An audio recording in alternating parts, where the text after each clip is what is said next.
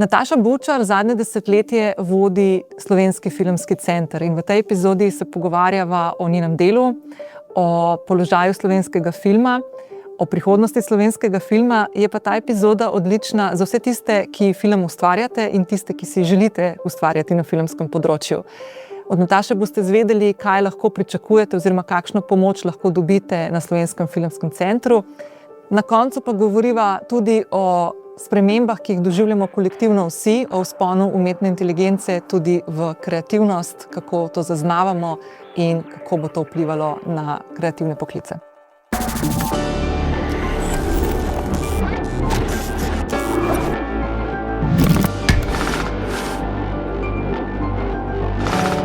Dobrodošli na podcastu Sodelujmo, ki ga izdaja AIPA, organizacija za kolektivno upravljanje in zaščito avtorjev, izvajalcev in producentov audiovizualnih del v Sloveniji. Moje ime je Nina Gaspari in z mano je danes Nataša Bučar, direktorica Slovenskega filmskega centra, ki spodbuja ustvarjalnost na filmskem in audiovizualnem področju v Republiki Sloveniji z ustvarjanjem ustreznih pogojev za filmsko, audiovizualno in kinematografsko dejavnost. Pozdravljeni. Nataša, pozdravljena. Letos bo 10 let, odkar vodite Slovenski filmski center, pa me zanima, kako danes gledate na to obdobje in katere so mogoče tiste stvari v razvoju slovenskega filma, na katere ste še posebej pozorni in ponosni. Ja, res je. Bom verjetno prva v zgodovini Slovenskega filmskega centra, ki bom končala 2 mandata zaporedna in to me pripelje do 10 let. Pogled nazaj, moram reči, je kar dramatičen v smislu sprememb, ki so se zgodile, ki smo jih uspeli skupaj s sodelavci in tudi s filmskimi ustvarjalci v tem obdobju narediti. Zagotovo je ena od temeljnih stvari, na katere sem daleč najbolj ponosna, to je bila moj cilj pred 10 leti, bistveno povečanje proračunov za slovenski film. Sama sem nastopila leta 2016 in takrat je bil proračun za slovenski film nekaj več kot 4 milijone. V letu 2026 razpolagamo skoraj 13 milijoni evrov, kar je zares bistvena sprememba, ki seveda omogoča pogoje povsem drugačne za nastajanje filmov v Sloveniji. Seveda je bila cela gora drugih stvari. 10 let je obdobje, ko se lahko dejansko spremembe uveljavijo, ko se lahko implementirajo ideje, ki sem jih sama imela. In bom rekla, na drugo mesto, če smem postaviti, bi postavila spodbujanje vstopa ženskim režiserkam v slovenski film. Mi smo namreč leta 2018 naredili eno tako študijo s pogledom na celotno zgodovino slovenskega filma, ki je pokazala zares zaskrbljujoče stanje na področju, bom rekla, uravnoteženosti, zastopanosti obeh spolov v sektorju, seveda v prid moškim ustvarjalcem, in veliko pomanjkanje ženskih ustvarjalk. Namreč v Sloveniji smo prvi celovečerni film ženske režiserke dobili šele 2001, kar je skoraj 100 let kasneje kot Švedska, na primer. In od leta 2018, ko smo to študijo v bistvu objavili, smo začeli na filmskem centru spodbujati avtorice, preštevati jih, objavljati rezultate in nekako predvsem v strokovno-programske komisije vključevati tudi ženske, ki so brale filme in odločale, kdo bo lahko snemal in kdo ne. In zelo me veseli, da zdaj po vseh teh letih, pravzaprav prejšnje leto 2025, prinaša že rekordno število ženskih režiserk na čelu filmskih ekip s svojimi filmi.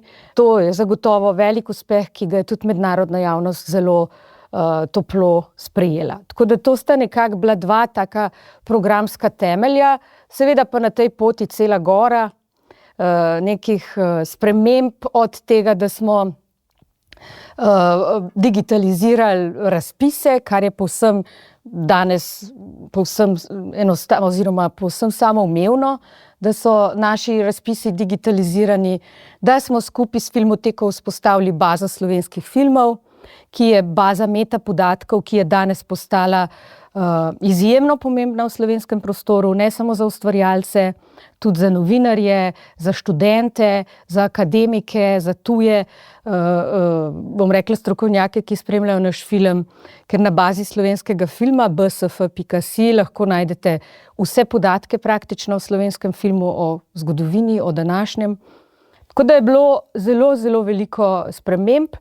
Končam lahko še z eno, in to je ta, za katero menim, da je bila pomembna, ni pa sama po sebi nek temeljni preobrat. Mislim, da se je v tem obdobju 10 let tudi bistveno izboljšal dialog v sektorju.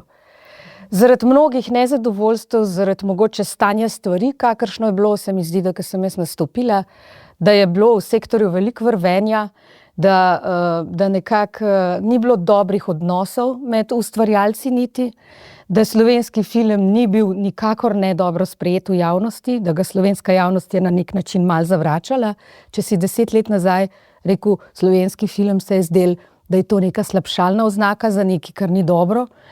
Upam si reči, da je danes to drugače, da je boljša komunikacija v sektorju, da so izboljšani odnosi med ustvarjalci in na splošno, da je ugled slovenskega filma v današnjem času mnogo boljši, kot je bil 10 let nazaj. To je bilo moje naslednje vprašanje, kakšno je stanje slovenskega filma danes, pa mogoče tudi, kako se slovensko občinstvo odziva, a mogoče še kakšno? Ja, to je vsekakor pomembno. Meni se je že na začetku prvega mandata zdelo, tudi je bil en del mojih programskih ciljev celo, se mi je zdelo, da je treba narediti korak v to smer, da se ta slab okus slovenskega občinstva ob slovenskem filmu nekako, da se to izboljša, in se mi zdi, da smo pripeljali slovenski film na točko, ko so ga Slovenci spet vzeli za svojega. Da so ga začeli nekako spoštovati, da so začeli spoštovati njegove mednarodne uspehe, da so ga začeli gledati, ne samo na televizijah, kjer je pač gledanost domačih vsebin neprimerljiva s kakršnokoli gledanostjo tujih vsebin, ampak tudi v kinematografih. Vzpostavili smo neko redno produkcijo otroških in mladinskih filmov, ki so nam prinesli en dober rezultat v kinematografih skozi vrsto let. No, v letu 2025 pa mislim, da se je zares zgodil ta prelomni trenutek, ko smo imeli pa res veliko slovensko uspešnico, ki jo je Slovenski filmski center podprl, Belo se pere na 90. In zdaj ravno so v delu pač rezultati za obiska v letu 2025 in mislim, da bojo pokazali, da bojo dokazali, da je gledanost slovenskega filma zopet, bom rekla, na nekem nivoju spoštljivem in zadovoljivem. Tako nekako 10% vseh gledalcev, ki so v letu 2025 šli v kino, so bili tisti, ki so gledali slovenski film. In zdi se mi, če sama sem začela v letu, ko je bilo ta številka okrog 1-2%, skratka popolnoma zanemarljive številke, da smo zdaj prišli do kontinuitete, ko se gibamo med, bom rekla, 5,5, par let nazaj, pa zdaj že celo do 10%. Tako da stanje slovenskega filma se seveda z izboljšanimi pogoji za njegovo nastajanje nekako mnogo izboljšalo, ampak tudi se je film slovenski približal zopet slovenskemu gledalcu. Mednarodni uspehi pa so nekaj, kar je pa eden od naših tudi poglavitnih ciljev in v zadnjih letih dosegamo lepe uspehe. Ravno ko to snemava, pred nekaj dnevi se je zaključil Evropski filmski festival, na katerem smo Slovenci sodelovali oziroma bili udeleženi, mislim, v 3 nagradah. Tri filme smo. Torej, Berlinale je seveda za nas eden od 2, če lahko rečem, ne samo za nas, ampak pač 2 najpomembnejših festivalov na svetu. En je Cannes, drug je Berlin. In v letu 2025 smo imeli mi kar 5 slovenskih filmov na Berlinalu, kar je bil zagotovo rekord, ki postavlja standard, ki je težko dosegljiv v prihodnjih letih. To je res izjemno leto bilo.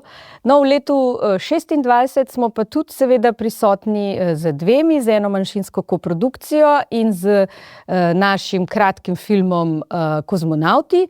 kratki animiran film, ki je tekmoval za berlinskega medveda, in pa tudi v programu Forum Expanded, ki je v bistvu bolj tak eksperimentalni program, je bila ena od razstavljalk slovenska mlada umetnica, tako da naša vidnost ni bila tako velika, kot je bila leta 2025, ampak mnogo držav evropskih ni imelo na Berlinalu nobenega filma. Tako da mislim, da smo med tistimi kinematografijami, ki smo mednarodno naredili v zadnjih letih največji preboj.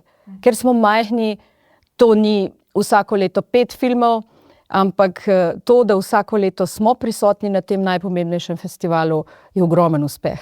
No, to sem pa hotela zdaj vprašati, da ta naša majhnost, na katero se tako radi obračamo, ne? Kako to izgleda v filmskem prostoru svetu? A je to prednost ali je omejitev oziroma kako se to križa med sabo? Ja, tako kot vsaka stvar, tudi to ima svoje prednosti in slabosti. To jaz vem sama, ker sem nizke rasti in vem, da je to dobro, ko sedim na avionu in sem stisnjena v majhen stol, in da je to slabo, ko pridem v prostor in je moja prezenca manjša od drugih. Isto je s slovenskim filmom. Torej, majhni smo, ne? To pomeni, da se nikakor naš film ne bo mogel nikoli na tem majhnem trgu komercialno financirati, kar mnogi, včasih so kakšna taka namigovanja, se javna sredstva za film, naj se financirajo filmi na trgu. Filmi se v 2-milijonskem trgu, na 2-milijonskem trgu pač ne morejo sami financirati. So enostavno predragi. To lahko na velikih trgih, na malem so popolnoma odvisni od javnih sredstev. Če javnih sredstev ni, filma v Sloveniji ni. To je sigurno verjetno poglavitna slabost.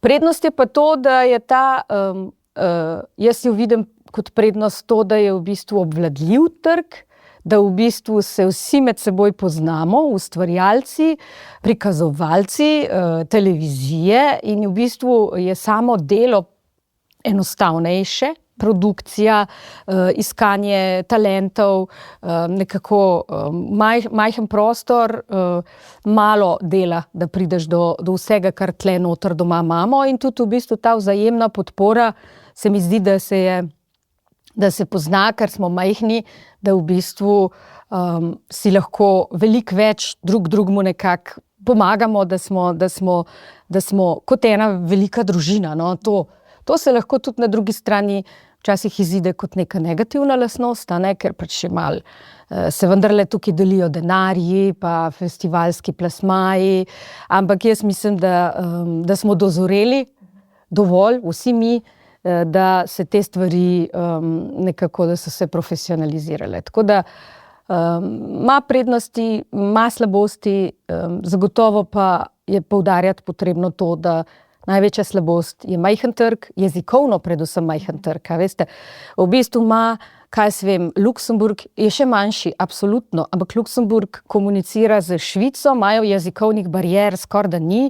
Švica, Nemčija, Avstrija, oni so vsi en bazen, Francija je ogromna, Španija, Portugalska so en bazen, Balti so vsi trije, kljub vsemu, da imajo majčkeno različne jezike, mi smo pa 2-milijonski jezikovni prostor. Delamo filme v tem jeziku in da bi našli investitorjev dovolj v tem 2-milijonskem prostoru, to je praktično nemogoče. Tako da se mi zdi to. Pa seveda tudi to je slabost, da nekdo, ki posname film, je njegov doseg manjši. Saj včasih mladi režiserji pridejo z idejo, jaz bi delal film v angleškem jeziku. Seveda bi ga, zato ker bi želel, da ga več ljudi vidi, ampak mi nekako spodbujamo, da se ta javna sredstva in v tem, to je v bistvu smisel.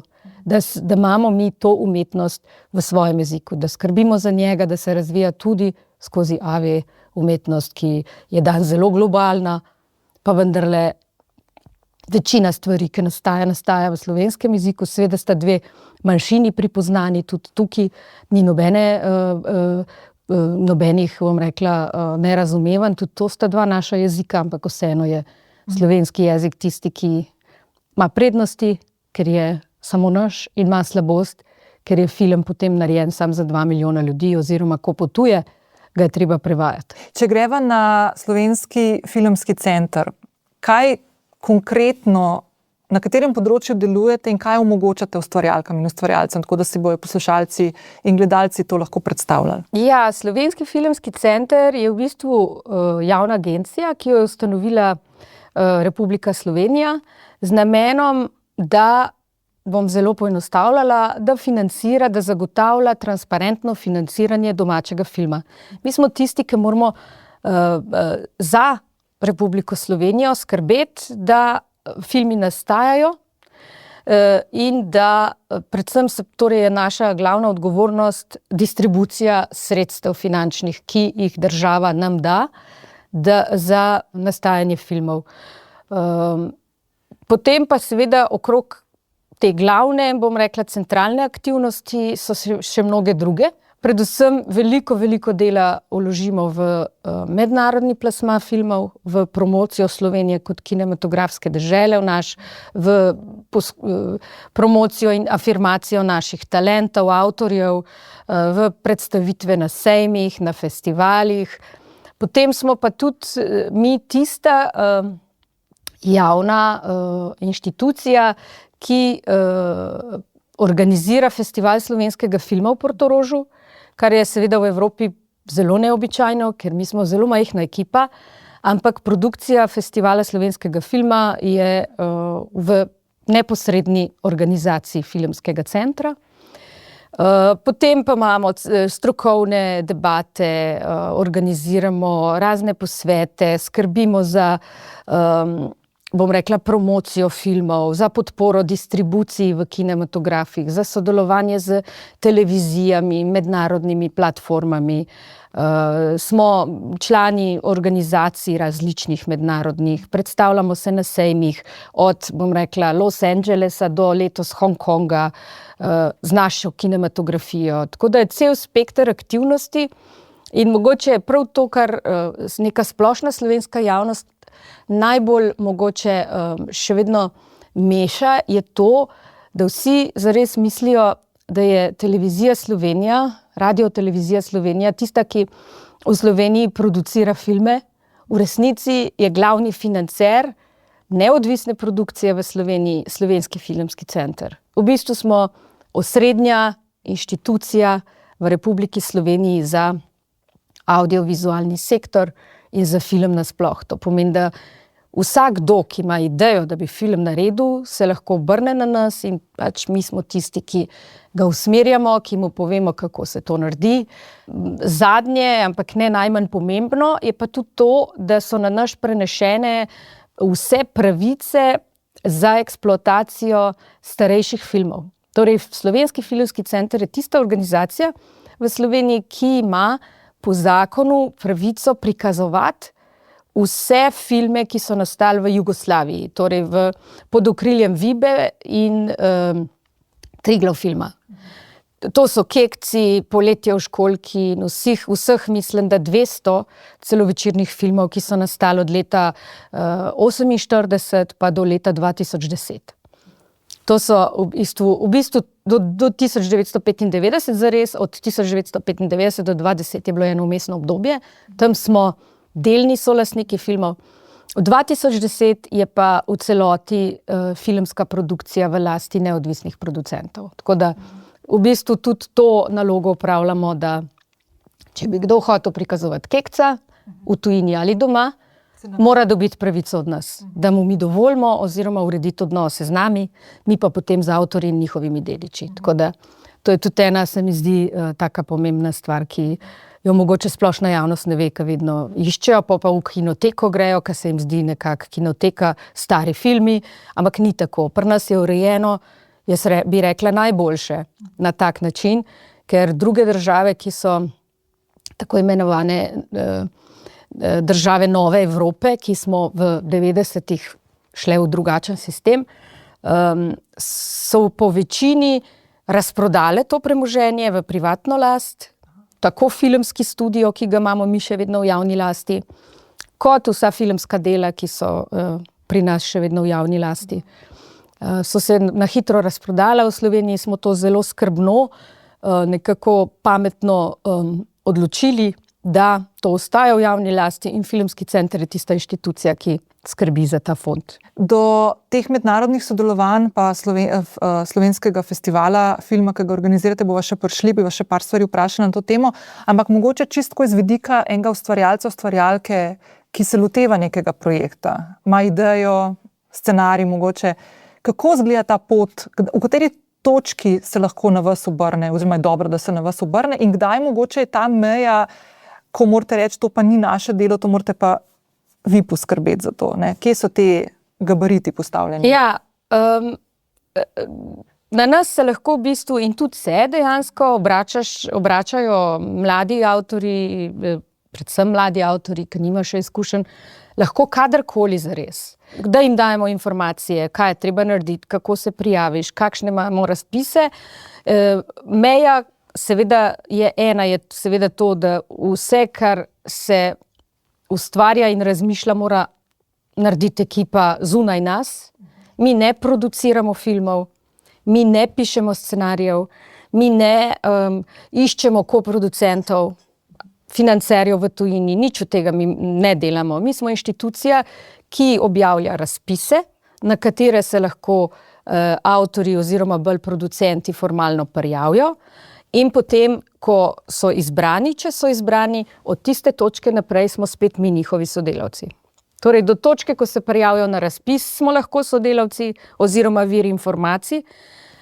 Od trenutka, torej, za vse kreativne stvari, ki jih pripravljajo, jih morajo pripraviti sami, tukaj nas ni. In za proces od prijave na razpis do končne odločitve, tukaj nas ni. Smo samo administrativno telo, ki nima nobenega vpliva na to, kako, mislim, se ne da pogovarjati se z nami, a sem v redu prijavil, nisem v redu prijavil, to se ne da početi. To se tudi mejo tako postavi, ne? V bistvu, da ne pride do kakšnih... Ja.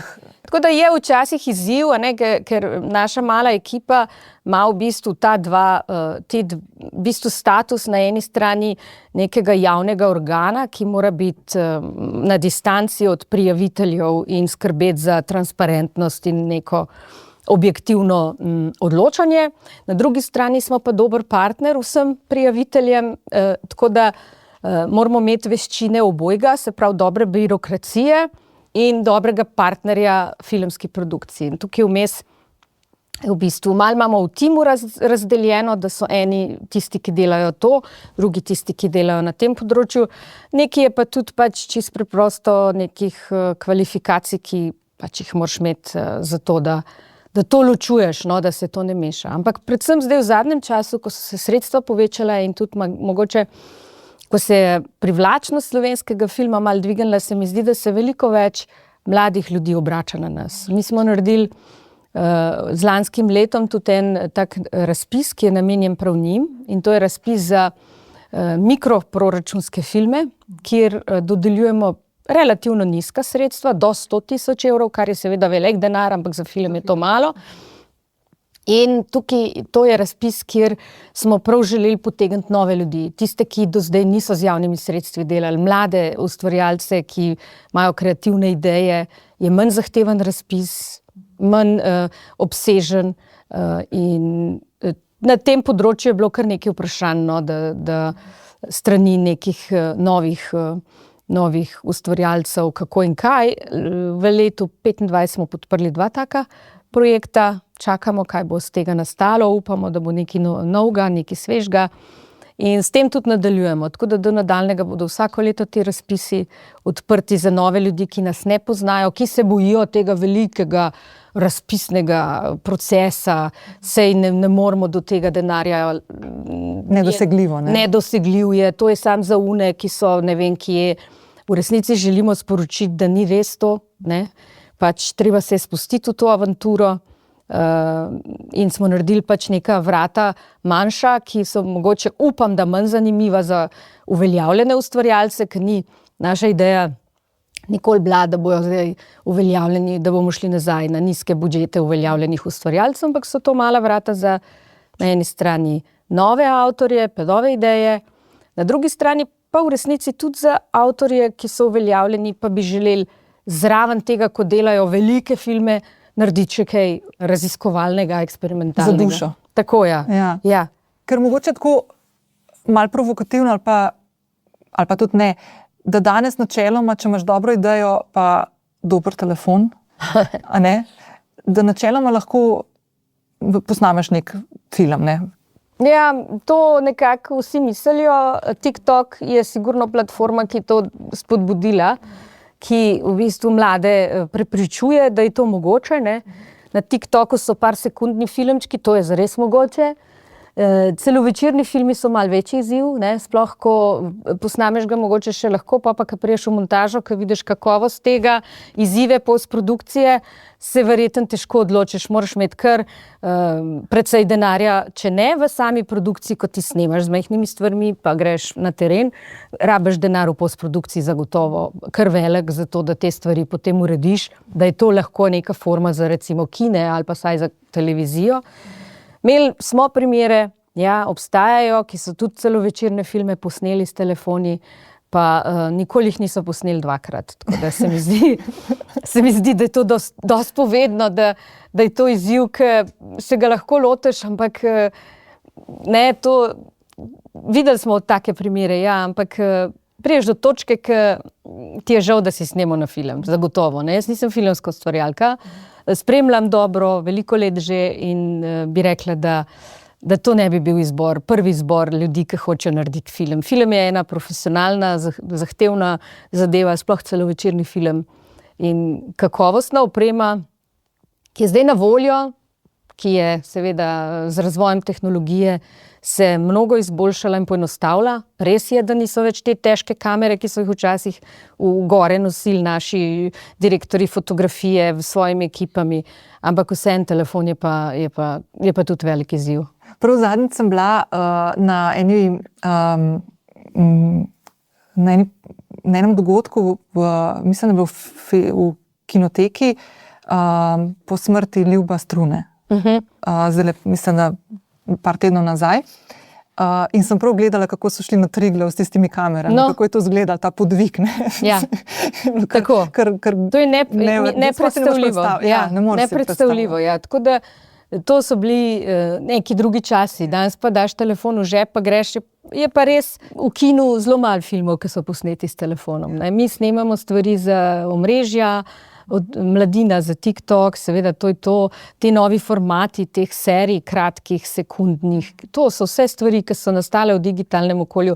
Ampak film kot paradni konj, kot nosilc celega AV sektorja, kot prvi je zahteva malo več kakovosti, pa malo več tehnične verjetno podpore, kot samo en iPhone.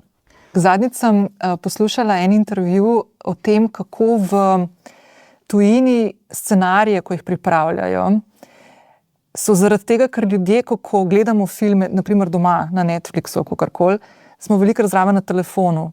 In da so začeli ta dvojno gledanje, ne? In da so začeli scenarije poenostavljati, zato da lahko ljudje, bom zdaj dala od sebe stran, ker včasih se tudi jaz tako zalotam, da lahko še vedno slediš neki zgodbi na televiziji, na ekranu, kljub temu, da zraven mogoče scrollaš po telefonu. A ste kaj takega tudi že opazili? Ja, seveda, da ja. To so v bistvu, mislim, v svetu sta še vedno dva tokova. En tok je seveda filmi, ki so narejeni za komercialno rabo in za prvenstveno televizijsko, ne, prikazovanje.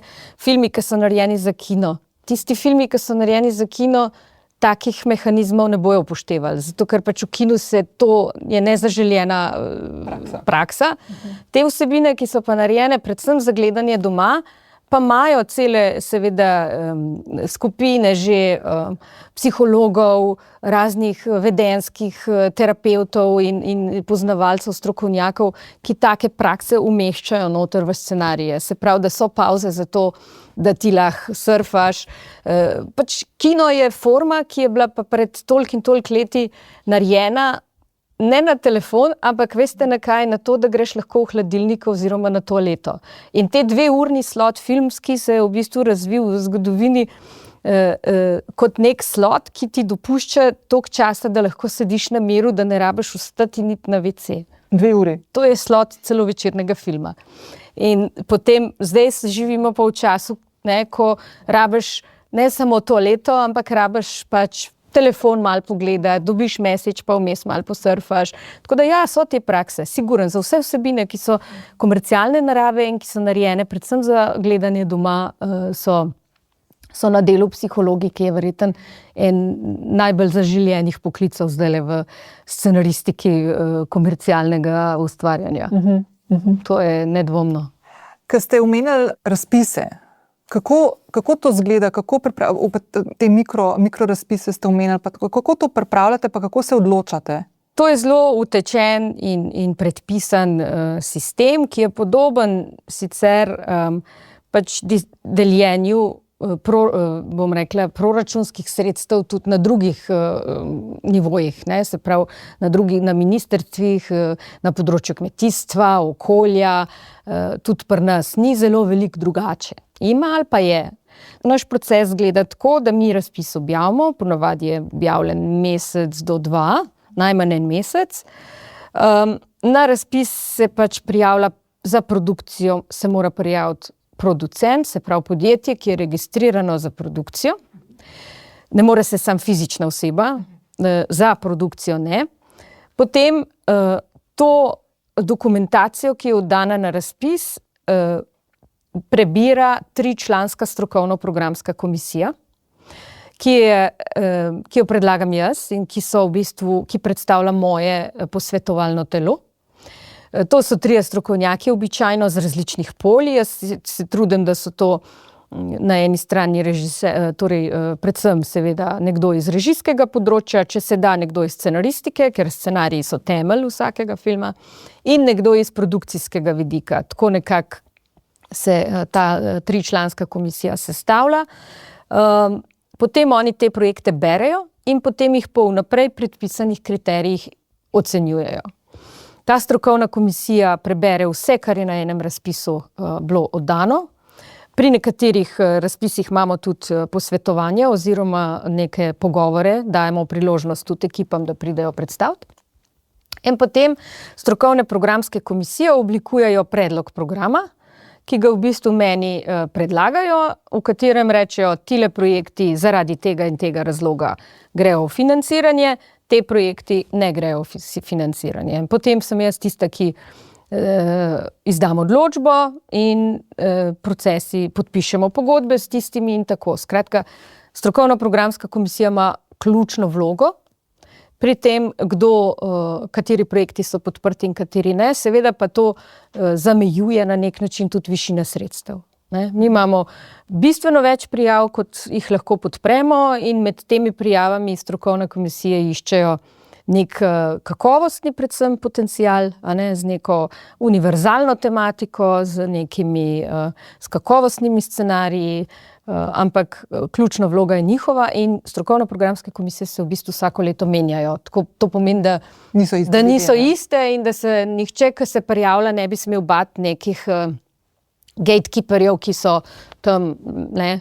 Jaz, gatekeeper, sem težko, ker je sistem tako narejen, da v bistvu kot direktorica sicer nosim odgovornost za vse te odločitve, ampak vedno imam posvetovalni organ, ki to dela, ki v bistvu se nekako strokovno poglobi v to in ki meni predlaga, kaj je dobro pripravljeno in kaj je ready to shoot in kaj ni. Prej ste omenili, da skrbite tudi za distribucijo oziroma da pomagate pri tem.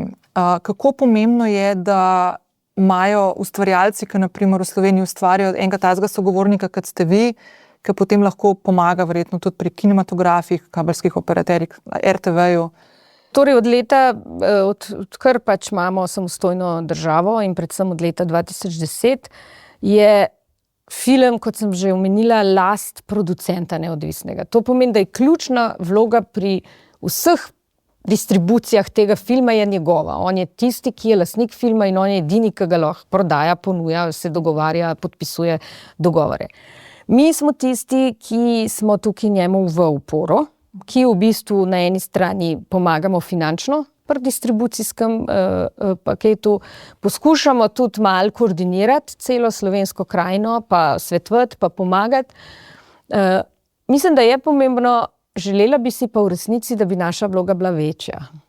Zdi se mi, da bi bilo v tem majhnem prostoru dobro, če bi filmski center lahko imel bolj pomembno, bolj veljavno vlogo pri distribuciji sami. Se pravi, zato ker bi to bilo na enem mestu in bi bil nekdo, ki bi bil specializiran za domač film, ker to ni isto, kot je kakršnakoli distribucija hollywoodskih filmov, recimo. To sta dve različni zadevi. Mi pa imamo distributerje, ki s producentom sodelujejo, ki delajo različne stvari, in te specializacije za domači film mogoče ni, v takem majhnem prostoru.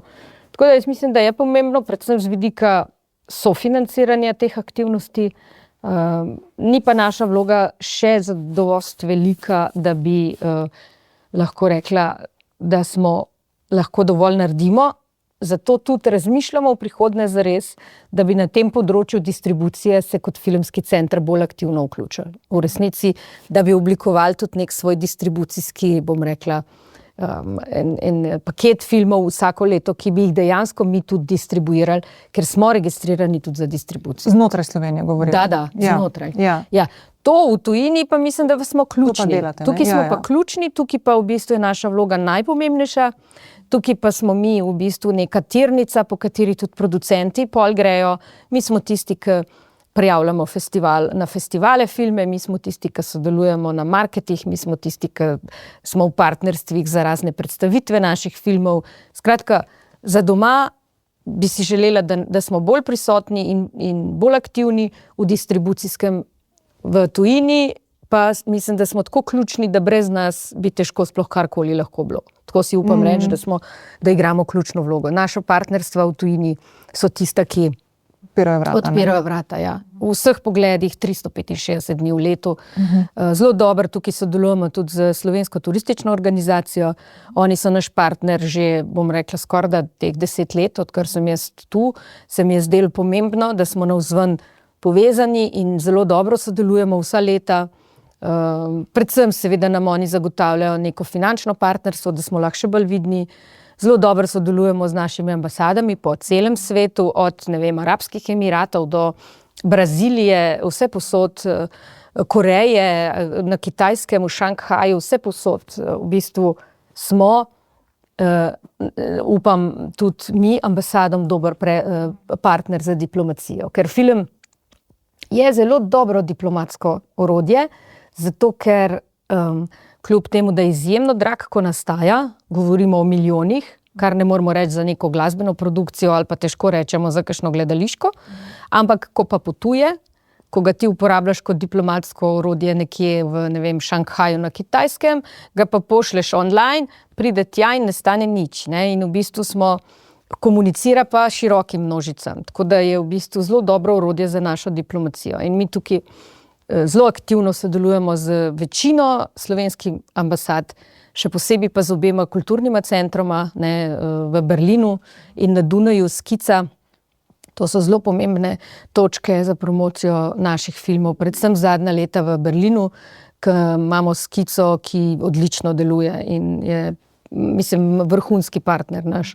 Tako da bi si želeli še več kulturnih centrov, recimo v Parizu za začetek, da bi imeli Skico v Parizu, ki je center evropskega filma, v bistvu je še vedno Francija. In francoski trg je za nas bom rekla, vrh, ki ga poskušamo osvajati. Smo ga parkrat osvojili, ampak je težko, ker so veliki, ker so pač frankofono orientirani. In bi nam kulturni center, če bi bil slovenski kulturni center v Parizu, zagotovo veliko pomagal, recimo. Ko film nastane, kakšno je konec koncev tudi sodelovanje med centrom pa med AIPO? Kako to poteka? Partnerstvo z AIPO je pomembno in je dobro. Zdaj, ko film nastane, AIPA, tako kot tale podcast, tudi zelo lepo promovira ustvarjalce in filme. Mislim, podpira z določenimi sredstvi tudi ustvarjalce, da lahko še nekaj več naredijo od tega, kar bi sicer lahko. tudi mi kot inštitucija sodelujemo pri kakšnih ali obiskih mednarodnih delegacij v Sloveniji ali skupnih predstavitvah v tujini, na festivalu v Portorožu smo tudi sodelovali. Tako da pomembno je, da imamo še eno organizacijo, da ni, se mi zdi malo razbremenitveno v nekem smislu za filmski center, da imajo ustvarjalci en dom, bom rekla, še en dom, ki skrbi, še enega starša, ali kako bi temu rekla, ki malo skrbi za našo filmsko ustvarjalnost, komplementarno temu, kar mi delamo, ne. Ne more AIPA delati naših aktivnosti, mi smo pač tukaj za to strani države, ampak pomembno dopolnjuje to, kar mi delamo. Ja. Vam je pa tudi fajn, verjetno, da imate na drugi strani samo enega tazga sogovornika, ki dela na tem področju, ker v eni od prejšnjih epizod smo slišali, da naprimer v Turčiji imajo, mislim, da ne vem, številne organizacije, ki tako kot AIPA, ker je vse to skupaj razprašeno. To so prednosti majhnih prostorov, ker sem prej poskušala povedati, koliko je fajn, da smo majhni, pa da lažje sodelujemo, ker smo obvladljivi. Verjeten, če bi bili večji teritorij, bi imeli veliko več težav v zvezi s tem. Ja, še malo v tujino. Prej ste omenili, kako se Dunaj pa Berlin, pa da si želite osvojiti Pariz. A lahko jaz vprašam, koliko ljudi mogoče bdi nad tem? Na Slovenskem filmskem centru? Ja. Premalo. Okay. Absolutno premalo. In če lahko rečem, da je država v zadnjih letih, predvsem v zadnjih 4 letih recimo, rešila mnoge zagate na področju financ za film, se pravi, smo bistveno dobili povečana sredstva. Mislim, da je naslednji, zelo velik izziv in zelo velika cokla naša je število ljudi. V Sloveniji je enostavno pač zaposlovanje v javnem sektorju ponekod seveda ja, ampak pri nas pa nekako ne, tako da trenutno nas je 8 ljudi, ki so zaposleni za nedoločen čas in poleg mene še ena oseba, ki je zaposlena za določen čas. To pomeni, da nas je vse skupaj 10. Torej, jaz imam tudi za določen čas, seveda, ker sem pač na mandatu, a ne, in ena sodelavka, ki je trenutno na enem projektu, ki ga pripravljamo. Tako da nas je vse skupaj 10, delati pa v bistvu v mednarodnem prostoru moramo aktivnosti iste kot, ne vem, jih mora delati, ne vem, recimo Poljski filmski inštitut ali pa madžarski, kjer jih je po 150 ljudi. Tako da v bistvu smo ena taka agilna, majhna inštitucija. Jaz sem zelo ponosna na svoje sodelavce, res ekipa sodelavcev izjemno motivirana in angažirana, ampak premajhna in enostavno rabimo povečanje saj na 15 v strategiji, ki jo imamo, smo si zadali, da bo do leta 2030, to je 5-letna strategija, ki smo jo lani, mislim, da sprejeli, 20 zaposlenih. Tako da si nadejam, da bo država zdaj tudi to slišala, ker tukaj se bo zdaj začeli ustavljati. Ne? Mi v bistvu več kot toliko bomo težko s tem številom ljudi. Enostavno je pač majhna številka, glede na to sploh, da so, ne vem, skoraj da na vseh filmskih centrih, ne vem, na Hrvaškem recimo je 24 ljudi zaposlenih, pa upravljajo s popolnoma enake vsoto denarja in približno enakim številom filmov, nimajo festivala za delati, nimajo pravic za filme eksploatirati, mnogo stvari, ne, tako da majhna ekipa, učinkovita, ampak mislim, da preobremenjena in da je treba to zdaj v prihodnje, da je to eno ciljev zdaj na kratki rok v prihodnosti, da se poveča število zaposlenih. Na začetku ste omenili, ko smo se pogovarjali, če je prednost, da je slovenski filmski prostor majhen, a je to prednost ali ovira, pa me mogoče zanima še z vidika teh koprodukcij. Kakšna je tukaj vloga, mislim, kako slovenski film lahko pride tudi do neke koprodukcije? Mislim, da ste zadnji festival slovenskega filma ste odprli s filmom, ki je bil narejen tudi v koprodukciji. To je zanimivo vprašanje, zadnje čase malo kar na njega pozabljamo, ampak v resnici jaz sem velik podpornik koprodukcijskih sodelovanj. Jaz res verjamem v to, da je to prava pot, sploh za majhne države, kot smo mi. Pri nas skoraj noben film v resnici ne nastane samo s slovenskim denarjem. Letos je festival slovenskega filma odpiral film Skriti ljudje, ki je eksotična koprodukcija z Islandijo, kar je prvič v zgodovini. To je bilo zelo šarmanten film in pač sodelovanje z Islandijo. In na področju koprodukcije v resnici je stanje tako. Mi kot mala država z relativno še vedno seveda majhnimi sredstvi, kar uspešno sodelujemo z manjšimi državami. Islandija je še en od teh, predvsem tradicionalno so bile naše države Hrvaška, Srbija in ta regija. Kar nekaj sodelujemo s Češko, imamo nizozemske koprodukcije, imamo priložnostno kakšne še druge manjše države. V zadnjih letih smo največji napredek v bistvu naredili pri sodelovanju z Italijo, ker smo začeli sistematično sodelovati z regijo Friuli, Venecija, Giulia, se pravi Furlanija, Julijska krajina, in skozi to prišli do italijanskih koprodukcij. Mnoge večje države so pa za nas izziv in to je zopet, pridemo na točko, ko rečemo, Slovenija zaradi svoje majhnosti ima težavo, ker ima manj denarja, ker ima manj projektov, ki bi lahko kandidirali za večje denarje, in po drugi strani pa ne samo majhnost, ampak tudi v resnici sistem, kakršnega imamo, je včasih nekompatibilen ali pa težko kompatibilen s sistemi, ki ga imajo filmarji v drugih državah, predvsem zahodnih.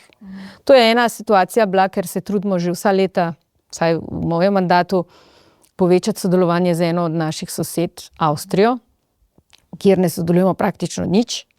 In smo prišli v lanskem letu, lani, do končno enega skupnega ogromnega projekta, vrednega 5,5 milijona avstrijsko-slovenske koprodukcije, ki jo režira Andrina Mračnikar, slovenska Koroška Slovenka.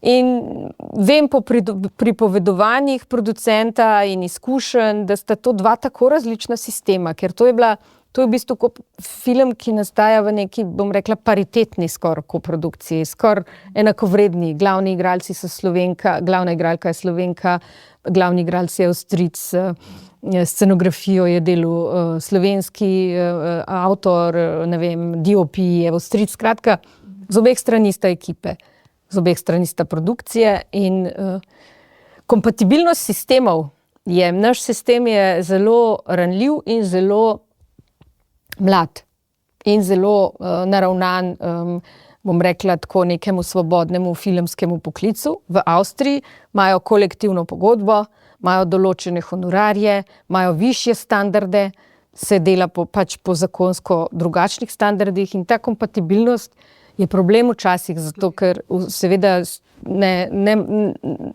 tako, da bi poročal nekoga iz bogatih rojalnih družin in nekoga iz drugačnih, in to je težko skrbeti. Tako da tukaj imamo še veliko dela za narediti, da bi se naš sistem, kar pa v tem zadnjem mandatu, kjer ministrica se zelo trudila, da okrepi naš sektor, nam je dala veliko povečanih sredstev in tako. Nekaj, kar pa ni uspel, je pa sistemska prenova.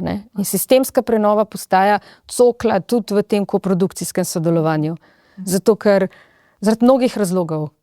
Ampak rabili bi malo bolj čvrst sistem, malo bolj sodoben zakon, da bi lahko naš film šel lahko 3 korake naprej, ker to, da smo dobili sredstva povišena, je super, ampak se veste, če dobiš denar in nimaš v bistvu igrišča, na katerem lahko igraš. Tako, ki je primerno za tak denar, je težko igrati. Pa še prej, ko ste mi rekla, glede števila ljudi, to je naslednja cokla. Ampak tle mi kompenziramo na račun nas samih, pri sistemu v državi pač se ne da kar tako kompenzirati. Se pravi, od kolektivne pogodbe za filmske poklice, ki jo nujno rabimo in jo morajo filmarji nekako z državo uskladiti, do sodobnejše inštitucije. Moje stališče je, ki ga ponavljam že več let, da bi se morale vse 4 majhne državne inštitucije združiti. Govorimo o Filmskem arhivu v Arhivu Republike Slovenije, Slovenska kinoteka, Javni zavod Viba Film in Slovenski filmski center. To so 4 majhne inštitucije, ki ima vsaka po 10 zaposlenih. Vse imamo direktorje, vse imamo računovodstva, vse imamo svoje prostore, pač brez veze. To bi se moralo vse v eno inštitucijo, ki bi bila pa resna, resen partner v tem prostoru, združiti, sistem bi se mogel posodobiti torej kolektivna pogodba, ki jo je treba na področju sektorja, to je stvar, ki je tudi nujna, in seveda okrepitev načina financiranja, da to nismo popolnoma od javnih sredstev odvisni, ampak to, o čemer govorimo izven proračunskih virih že dolgo. Skratka, tukaj je zagotovo največji izziv za prihodnost države, a ne? Da smo zdaj prišli tle, mi smo zdaj srečni, zelo zadovoljni, uspešni tudi, ampak za vzdržnost in za neko trajnost rabimo pa prenovo sistema v vseh elementih in upam, da bo nekdo v prihodnje imel ta pogum pa to voljo, da se bo tega lotil celovito, zato ker take rešitve, se pravi hišo podreti pa v resnici na novo zgraditi, da bo lahko več prostora, a ne popravljati samo skozi, tako da smo pa tudi te 4 inštitucije verjetno v različnih kondicijah, tako da jaz absolutno sem zagovornik tega, da se ena inštitucija naredi in si predstavljam, da bomo v prostoru, jaz čutim tako, da smo en leseni čolniček zdaj, pa da bomo potem ena velika ladja. En tak resen player, ki se bo pač ukvarjal s prihodnostjo. Lažje pogovarjal s tujino tudi. Seveda, absolutno. In pa se razporedijo se tudi obremenitve med sodelavci, ne nazadnje. Pač nek tak sistemski boost je verjetno naš izziv prihodnji. Prej smo govorili o koprodukcijah, pa me samo še zanima, ker se mogoče malo dotika, čeprav iz drugega zornega kota, to, da je naša država dala neka denarna povračila pa davčne olajšave tujim filmarjem, ki pridejo v Slovenijo snemati. Kako to, mislim, a to, ki vpliva tudi pri nas, na naše ljudi, ki so zaposleni v tem sektorju? Ja, to je ena od tistih stvari, ki nas je razveselila leta 2017, ko se je vlada vendarle odločila takratna, da je tudi Slovenija država, ki bo začela na tem področju razvijati sistem. Uvedli smo 25% denarna povračila, filmski center. No in ravno takrat smo potem začeli sodelovanje s Slovensko turistično organizacijo, ker je dobro razumela učinke tega za turizem in gospodarstvo. To je bilo namenjeno seveda takrat tujim producentom in privabljanju tujih investicij. Se pravi, da pridejo velike produkcije iz tujine v Slovenijo snemati. Od tega smo mi izračunali, so učinki gospodarski predvsem zelo veliki. Zakaj pa to za nas, za film zanimivo?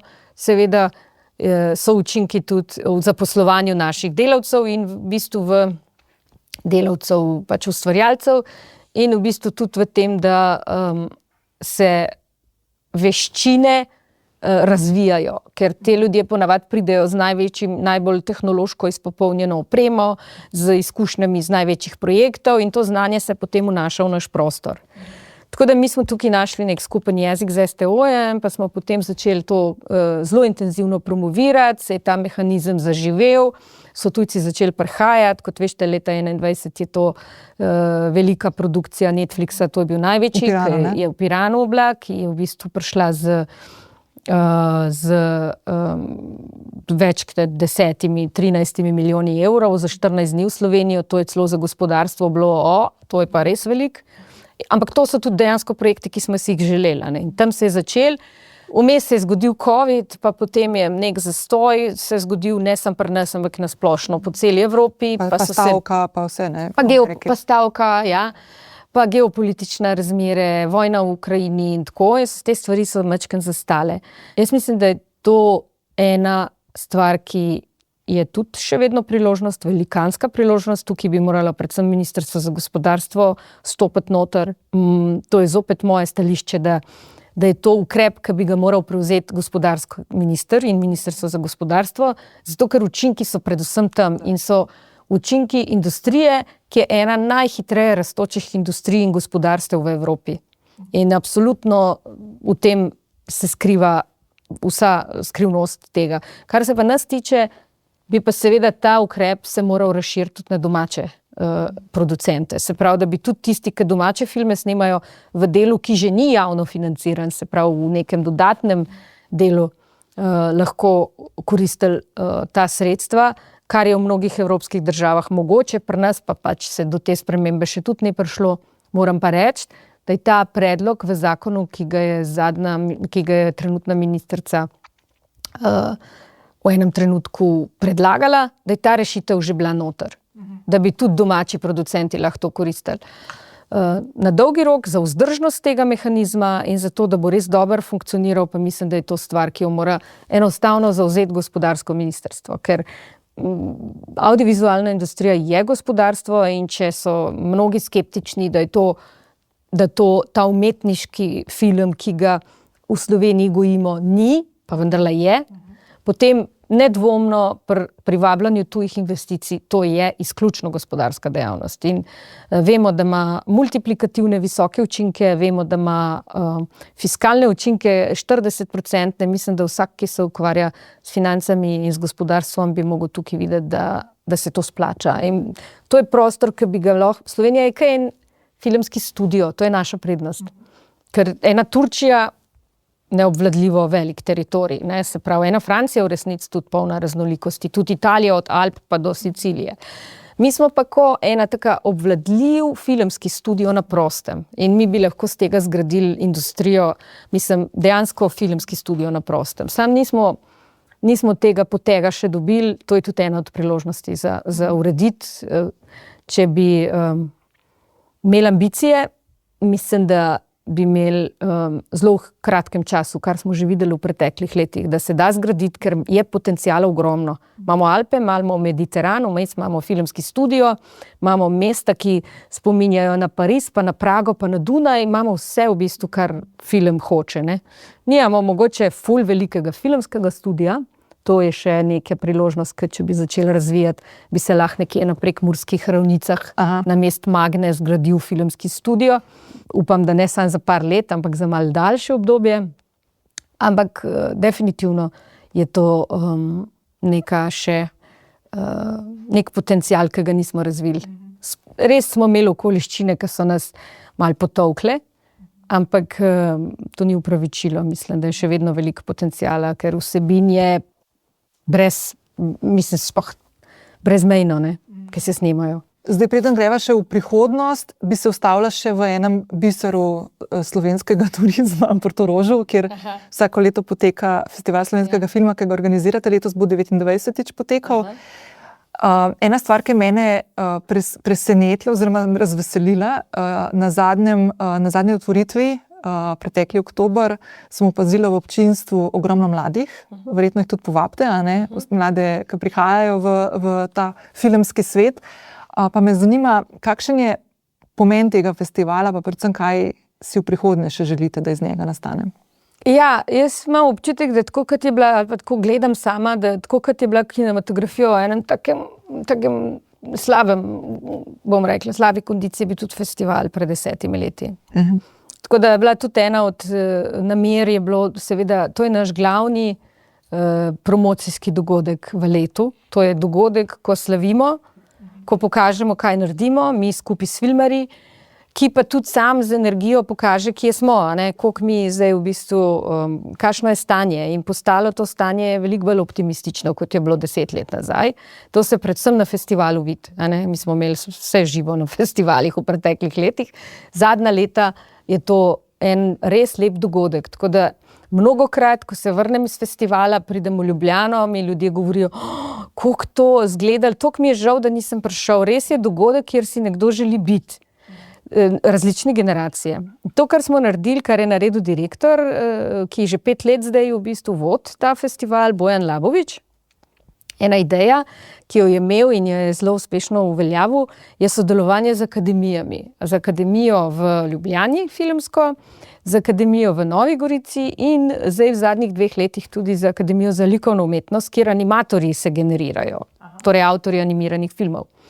S temi 3 akademijami je v bistvu sklenil nek dogovor, da se v bistvu organizira obisk festivala. Hkrati pa mi vsi, ki smo tam akreditirani, namenjamo za vsako vstopnico, ki je brezplačna, 2 filmska evra, za namen pokritja namestitve teh študentov v Portorožu. To je se razraslo v en tak lep uspeh, to pomeni, da cel festival imamo v bistvu celo goro študentov, ki to umetnost študirajo ki so hkrati gledalci, ustvarjalci, promotorji, povabijo še svoje verjetno neke generacijske kolege, kolegice in ustvarijo eno atmosfero, ki ste rekla, da ste jo vi tudi tam začutila, ki je sodobna, ker resnici na ljubo, ko prideš v Cannes na filmski festival, se usedeš v dvorano za 2500 sedežev in gledaš sivolase glave. Ni mladih ljudi. Naš festival je poleg mogoče še festivala v Karlovih Varih, pa nekih mlajših festivalov, tak, ki je festival mladih. In to v bistvu z roko v roki jaz razumem kot prihodnost. To pomeni v prihodnost slovenskega filma, ne samo festivala, ampak se tukaj generira in obstaja in je.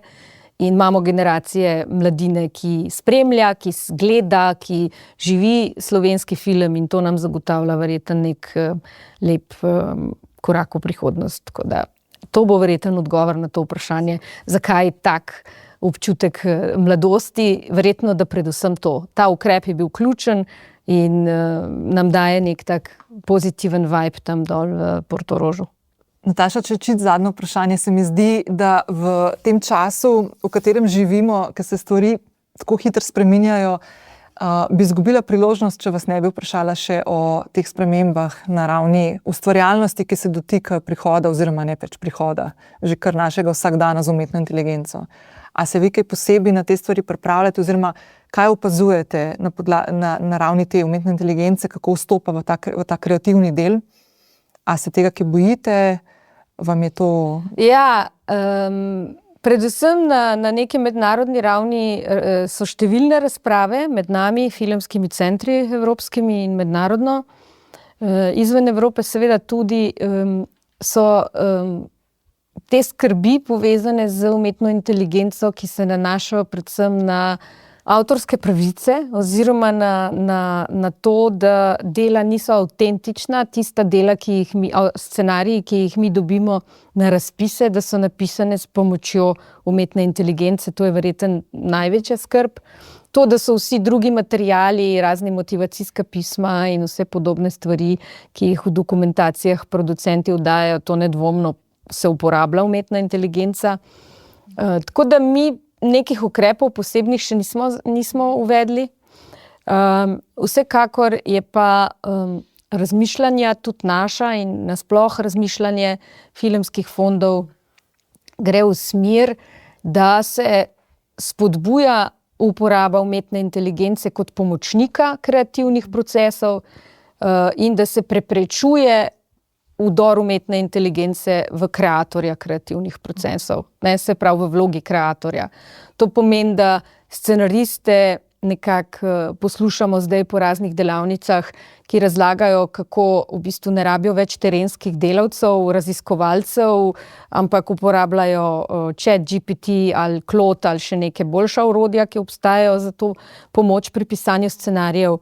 Ni pa tudi, mislim, da sektor scenaristov odprt za to, da bi kar se zdaj seveda uporabljali to za to, da se to piše. To je še vedno, kljub temu, da zdaj že nekaj časa z nami umetna inteligenca, je še vedno izziv, ki ga nismo še zares začeli aktivno reševati.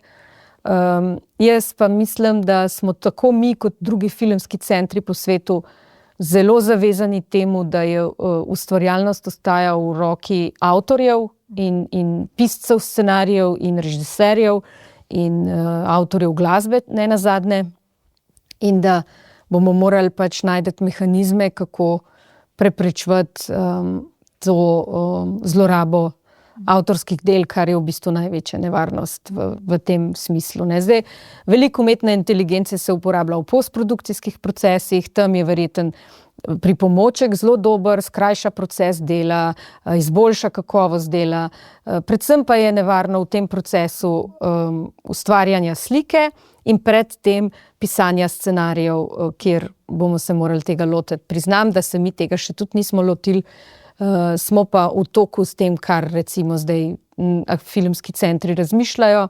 Mnogi že tudi uvajajo neke nove modele, recimo norveški filmski center je uvedel poseben model za svoje razpise, neko okolje, v katerem s pomočjo umetne inteligence odkriva morebitne uporabe avtorskih elementov tujih avtorjev v delih, ki so prijavljene na razpis. In to so zdaj neki poskusi bogatejših fondov, ne, ki lahko si privoščijo 100.000 evrov za to, da nek model naredijo tak. In od tega se bomo mi zdaj učili, kako to reševati. Nismo še tu, ampak je resen izziv in zagotovo bomo mi vedno na strani avtorjev in umetnikov in nikoli na strani strojev, ki to reciklirajo, ki so pa lahko zelo dobri očitno pomočniki. Kreativnost je tista, ki nas ljudi loči od drugih živalskih vrst, konec koncev je fajn, da jo spodbujamo. Jaz vam želim lep dan. Hvala, ker ste prišli, hvala, ker ste bili z nami. Našim poslušalkam, poslušalcem, gledalcem in gledalkam pa sporočam, da bomo te tematike še odpirali. Smo jih že v prvi epizodi, pa jih bomo tudi vnaprej, tudi umetno inteligenco. Tako da vas vabim, da se na podcast sodelujmo, prijavite in ne zamudite nobene od prihajajočih epizod. Nataša, hvala. Najlepša hvala.